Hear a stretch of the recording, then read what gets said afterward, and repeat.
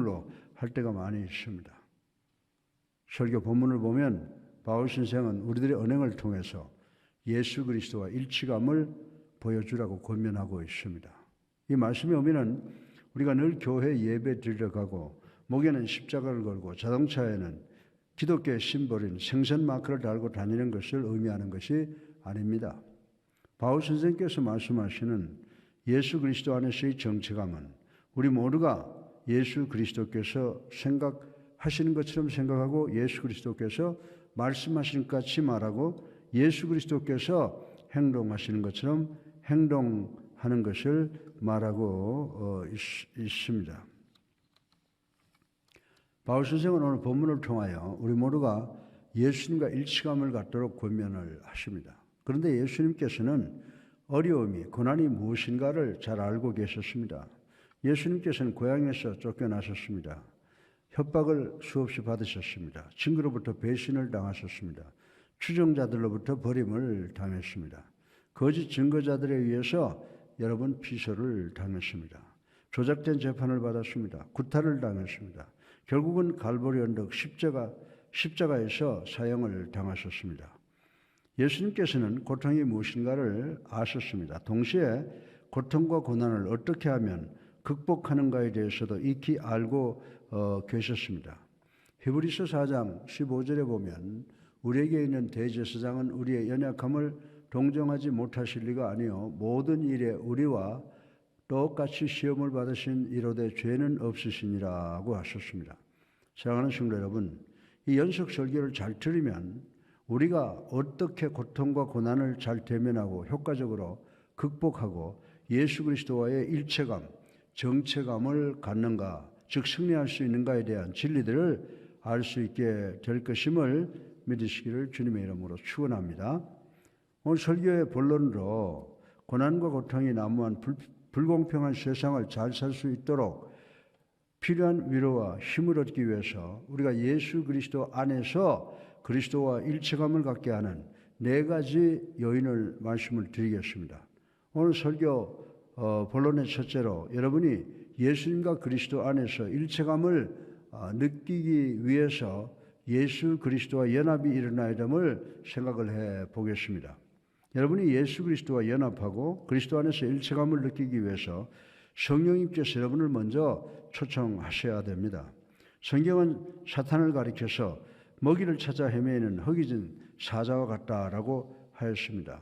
먹이를 찾는 사탄을 성공하게 하는 최고의 길은 교회의 분열이라고 말씀을 드릴 수가 있습니다. 그래서 성경은 예수 그리스도께서 우리 교회의 기초가 되신다고 강조하고 또 강조하는 것입니다. 에베소서 4장 16절에 보면요. 그에게서 온몸이 각 마디를 통하여 도움을 믿음으로 연결되고 결합되어 각 지체의 분량대로 역사하여 그 몸을 자라게 하며 사랑 안에서 스스로 세우느니라고 하였습니다. 우리 교회가 갈라지고 나누어지면 구원받지 못한 사람들은 구원받지 못한 채로 그대로 버려질 가능성이 농후하다라고 하는 것입니다. 우리 교회는 환원운동을 지지합니다. 200여 년 전에 환원운동가들은 성서에는 즉 본질적인 것에는 일치를, 의견에는 자유를, 매사에는 사랑으로 하라고 권면하고 있습니다. 요즘 교회들의 주보나 혹은 월간 소식지를 읽어보면 교회의 일체감이 점점 후퇴되어 가는 것을 볼 수가 있습니다. 그리고 희생자들이 방치되는 경향을 볼 수가 있습니다. 사랑하는 성도 여러분, 교회가 일체성을 유지하는 것은 성도들이 연합하겠다는 노력이 없이는 불가능하다고 하는 것입니다. 죄인들을 그리스도께 인도해서 의인이 되게 함으로 하나님께 영광을 돌리겠다는 순종의식이 없이는 교회 정체감을 달성하기는 불가능한 것입니다. 신실한 그리스도인들은 정치, 경제, 사회적 태부와 불황 속에서 다양한 의견과 욕구가 있음에도 불구하고 우리 그리스도인들은 예수 그리스도께서 공통부모가 되신다고 이해하고 믿어야 하는 것입니다. 오늘의 현실과 우리의 법과 교회와 국가 사회의 기초는 예수 그리스도의 갈보리 십자가 밑에 세워져야 한다는 것입니다. 우리 다 같이 빌립보서 1장 27절을 함께 읽어보겠습니다.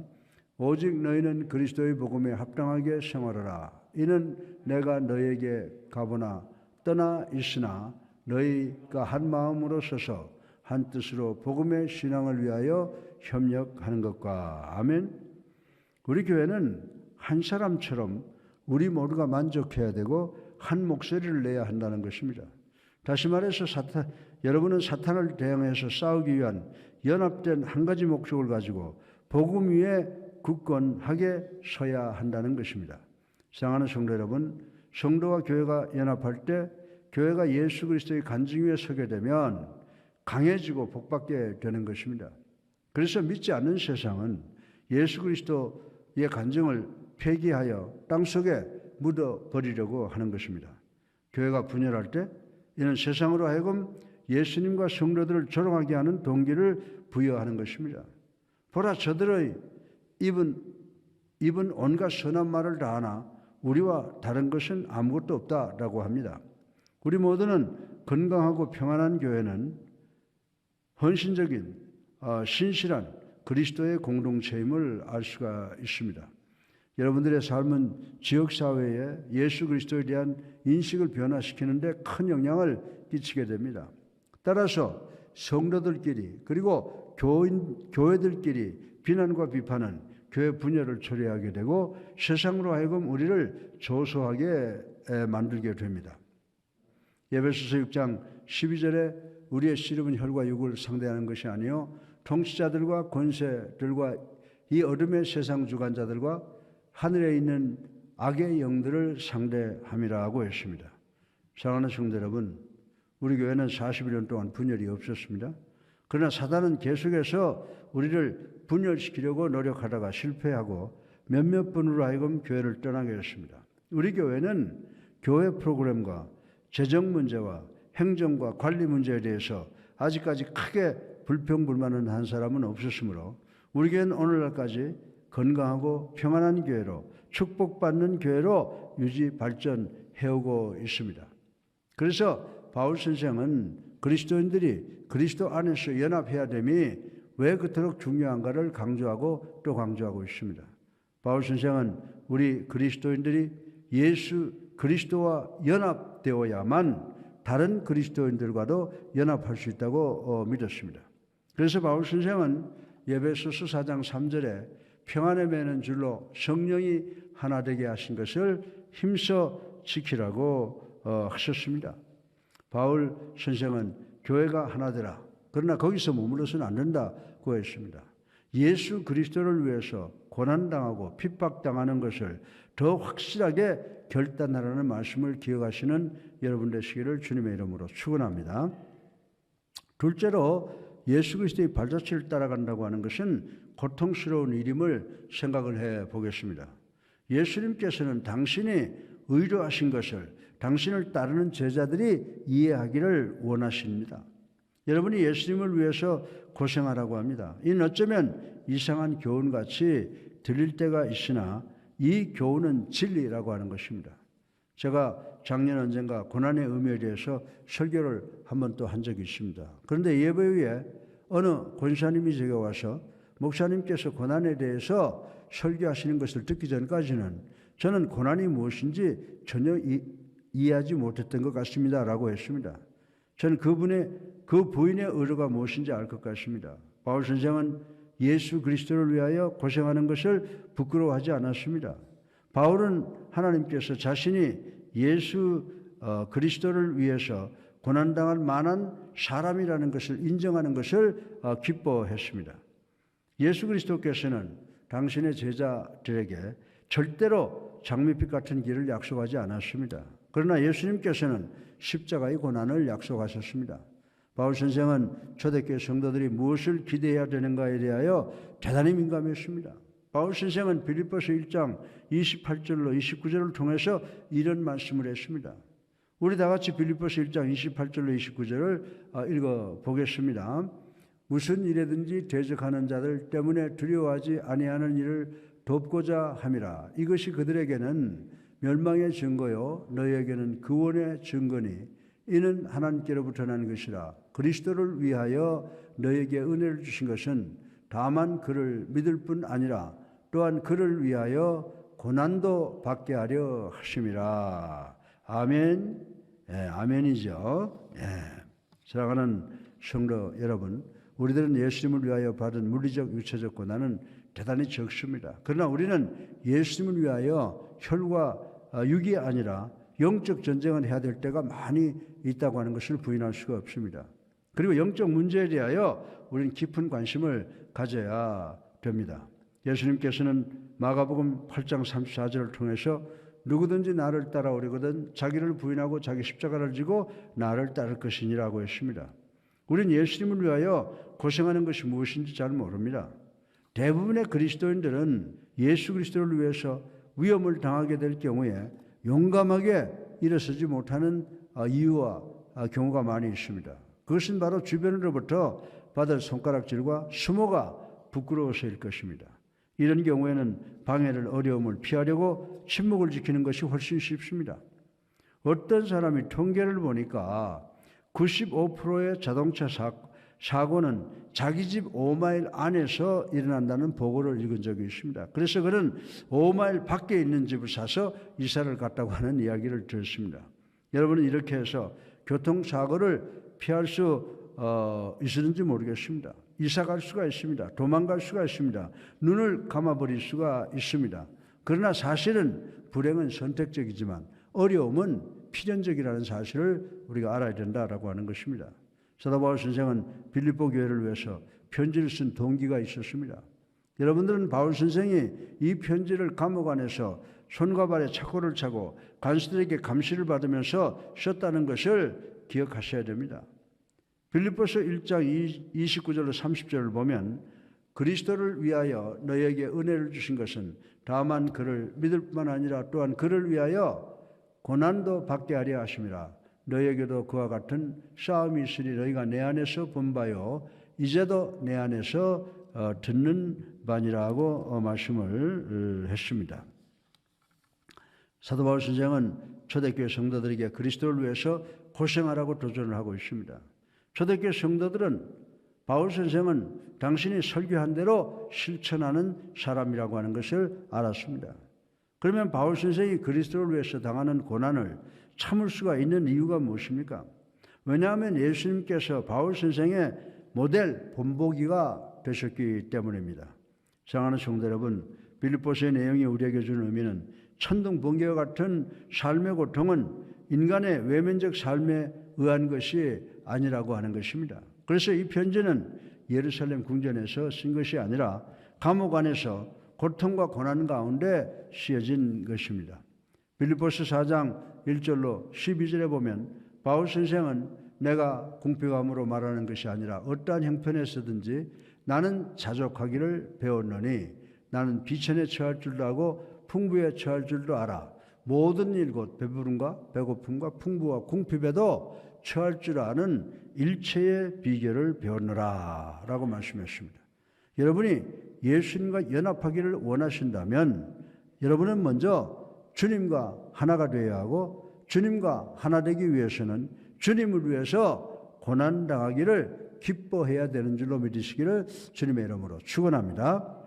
세 번째로 예수님과 같은 정체성을 갖기 위한 방법은 예수님처럼 행동해야 됨을 생각해 보겠습니다. 예수님은 우리의 믿음의 모델 표본입니다.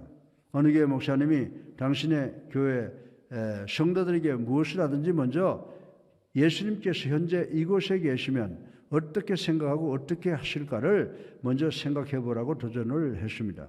그 후에 그 교회 성도들의 삶이 크게 변화되었다고 하는 평가가 있습니다.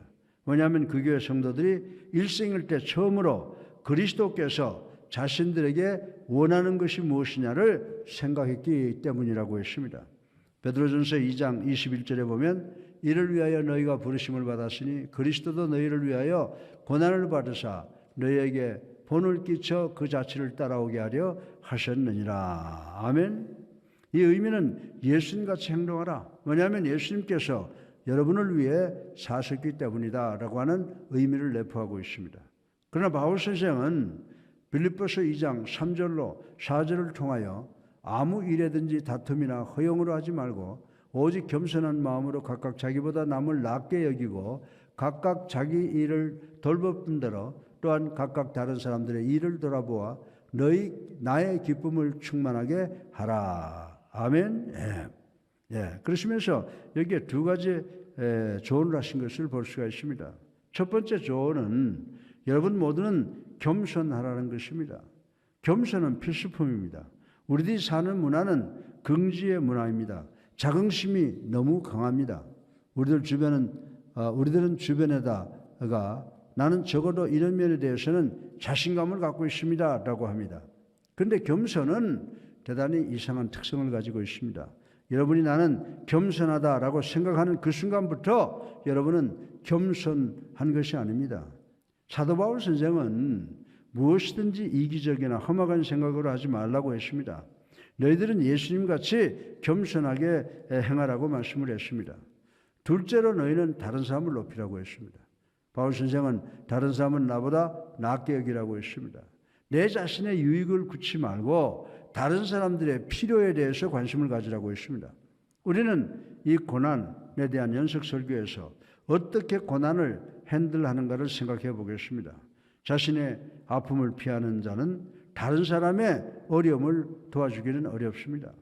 여기 예수님께서 우리 죄를 대속하기 위해서 우리가 상상할 수 없는 고난과 고통의 십자가 길을 선택하시고 십자가를 지셨습니다. 예수님께서는 십자가 위에서 온갖 고통과 고난을 타당하시면서 다른 사람을 먼저 배려하셨습니다. 예수님께서 십자가 위에서 십자가 밑을 내려다보시는 순간 당신의 육친의 어머니와 사랑하는 제자 요한이 있는 것을 보았습니다. 그래서 우리 주님께서 제자 요한에게 내 어머니를 돌봐다오라고 부탁을 하셨습니다. 예수님께서 당신이 고난을 당하고 계시면서도 다른 사람을 배려하시는 모습을 이렇게 보여주셨습니다. 사랑하는 성도 여러분, 오늘날 우리가 사는 세상 속에는 너희가 잘 살고 출세하기 위해서 누구의 머리든지 밟을 수 있다면 밟아라, 밟고 올라가라 라고 합니다. 그러나 이런 메시지는 우리 그리스도께서 주시는 메시지와는 완전히 다른 메시지라고 저는 말씀을 드릴 수가 있습니다. 예수님께서는 내가 먼저 되기를 원하면 나중된 자가 되라. 내가 부자가 되기를 원하면 먼저 주는 자가 되어라. 내가 유명해지기를 원하면 낮아져라. 내가 살기를 원하면 먼저 죽어라 라고 우리들에게 메시지를 주시고 계십니다. 높이 올라가려면 먼저 바닥에 서야 된다는 논리를 가르쳐 주고 있습니다. 사랑하는 성도 여러분, 우리들은 이 모든 것의 순서를 거꾸로 이해하고 있습니다. 우리는 성공하기 위해서 사다리를 타고 올라가는 것만으로 생각을 합니다. 그러나 하나님께서는 우리로 하여금 사다리를 내려가게 하는 것입니다. 하늘나라에는 종의 자리보다 더 높은 자리는 없습니다. 우리나라에서는 부자가 되는 이야기를 대단히 즐겨합니다. 부자가 되는 방법은 열심히 땀 흘려 일해서든가 아니면 복권을 사든가 아니면 상속을 받아서 되는 것입니다. 사람들은 없는 자가 성공해서 부자가 되는 스토리를 대단히 좋아합니다. 그러나 바울 선생은 빌립보서를 통해서 부자가 되는 스토리보다 더 중요한 말씀을 하시고 계십니다. 부유하신 분이 가난하게 되는 말씀을 하고 계십니다. 그분은 하나님의 아들 예수 그리스도이십니다. 예수 그리스도 이분은 세상의 완벽한 희생제물이 되셔서 세상의 모든 사람이 그분을 믿으면 영생을 얻게 되는 줄 믿으시기를 주님의 이름으로 축원합니다. 네 번째로 마지막으로 우리가 그리스도와 일치감, 즉 정체감을 갖기 위해서는 예수님처럼 생각하는 것임을 생각을 해보겠습니다. 우리 다 같이 빌립보서 2장 5절을 읽어보겠습니다. 너희 안에 이 마음을 품으라 곧 그리스도 예수의 마음이니. 아멘. 그리고 빌립보서 2장 6절로 8절을 계속해서 읽어보면요. 그는 근본 하나님의 본체시나 하나님과 동등됨을 취할 것으로 여기지 아니하시고 오히려 자기를 비어 조기의 형체를 가지사 사람들과 같이 되셨고 사람의 모양으로 나타나사 자기를 낮추시고 죽기까지 복종하셨으니 곧 십자가의 죽음이시라. 아멘. 바울 선생은 예수님을 하나님이시라고 선언했습니다. 예수님은 부사장이 아니십니다. 예수님은 제2의 동업자가 아니셨습니다. 예수님은 하나님 아버지와 동등하신 분이십니다. 그러나 예수님은 이 세상에 종으로 오시기 위해서 당신의 모든 지위와 소유를 포기하신 것을 볼 수가 있습니다. 예수님께서는 하늘나라의 영광스러운 멸관의 보석을 갈보리 십자가와 대못과 십자가의 대못과 바꾸셨습니다. 요한은 말씀이 육신되어 우리 안에 사셨다라고 했습니다. 사랑하는 성도 여러분, 우리가 예수 그리스도와 같이 생각해야 된다면 예수님은 어떻게 생각하십니까? 예수님은 복종하는 마음을 가지셨습니다. 그래서 예수님께서는 마태복음 26장 39절에 내 아버지여 만일 할만하시거든 이 잔을 내게서 지나가게 하옵소서. 그러나 나의 원대로 마옵시고 아버지의 원대로 하옵소서라고 간절히 기도하셨습니다. 이 의미는 예수님께서 나는 하나님께서 원하시는 일을 하겠습니다. 죽는 일이 일어나도 말입니다. 라고 하신 것입니다. 예수님께서는 내가 원하는 대로가 아닙니다. 아버지 당신의 뜻입니다. 라고 했습니다. 이 기도가 예수님의 순종, 복종의 태도를 나타내고 있는 것입니다. 종의 도를 가져오게 되었습니다. 그리고 예수님은 종의 도를 갖고 계셨습니다. 예수님께서는 계속해서 당신이 아니라 남을 높이려고 노력하셨습니다. 예수님은 종의 본질과 본능을 택하셨습니다. 그래서 주님께서 이 세상에 부유하신 자가 가난하게 오신 것입니다. 또한 예수님은 희생의 도를 갖고 계셨습니다. 자신의 생명이 요구된다 해도 남을 위하는 태도를 갖고 계셨습니다. 그래서 예수님의 무조건적 사랑은 어떤 어려움과 고난이라도 대면하실 수가 있었습니다. 이것이 관계가 절단되고 고난을 당하고 더 나아가서 십자가를 지는 고통이라도 예수님께서는 상관하지 않으셨습니다. 사랑하는 성도 여러분, 왜냐하면 구원이 언제나 해답이 아니기 때문입니다. 구원자가 해답인 줄로 믿으시기를 주님의 이름으로 축원합니다. 여러분이 여러분의 지도자 예수 그리스도와 하나 되기를 원하면 여러분의 삶의 태도를 통해서 예수님을 완벽하게 기쁘시게 해야 됩니다. 여러분이 여러분의 삶을 통하여 이 목적을 성취하게 되면 여러분이 예수 그리스도와 하나가 되는 것을, 즉 예수 그리스도의 정체성을 공유하는 것에 성공하게 되고 예수님과 세상과의 싸움에서 승리하신 것처럼 승리할 줄 믿으시기를 주님의 이름으로 축원합니다. 오늘의 결론을 말씀드리겠습니다. 저는 사무엘하 23장에 나타나는 스토리를 대단히 귀하게 생각합니다. 다윗이 왕위에 있을 때 블레셋 군대가 베들레헴을 완전히 포위하고 있을 때가 있었습니다. 그때 다윗 왕은 세 충신과 함께 베들레헴 성 밖에 있었습니다. 그때 다윗 왕은 세 친구에게 위대한 전사인 그들에게 유명한 베들레헴의 그 음물을 마셔봤으면 좋겠다라고 지나가는 이야기로 했습니다. 그러나 다윗 왕은 그것은 불가능한 것을 알았습니다. 왜냐하면 적군인 블레셋 군대가 베들레헴을 포위하고 있었기 때문이었습니다. 그때 이 세 전사는 적군의 포위망을 뚫고 베들레헴에 가서 물을 떠다가 왕에게 드림으로 다윗의 그 간절한 바람을 풀어주자고 결의를 했습니다. 그 세 전사는 적군의 포위망을 뚫고 가서 천신만고 끝에 그 물을 가져다가 다윗 왕에게 바쳤습니다. 사랑하는 성도 여러분, 이때 다윗 왕의 반응이 무엇인지 아십니까? 다윗 왕은 물병을 들었습니다. 그리고 물병의 그 귀한 물을 땅에 부어버렸습니다. 뭔지 아십니까? 다윗은 나는 이 물을 마시기를 거부한다. 이는 세 사람의 생명과 같은 피가 아닌가. 난 마시지 않겠다라고 했습니다. 다윗 왕에게 이것은 물이 아니고 피였다고 하는 것입니다. 여러분들은 그 왕과 신하들을 보면서 그들 넷은 완전히 하나가 되어 있는 것을 볼 수가 있을 것입니다.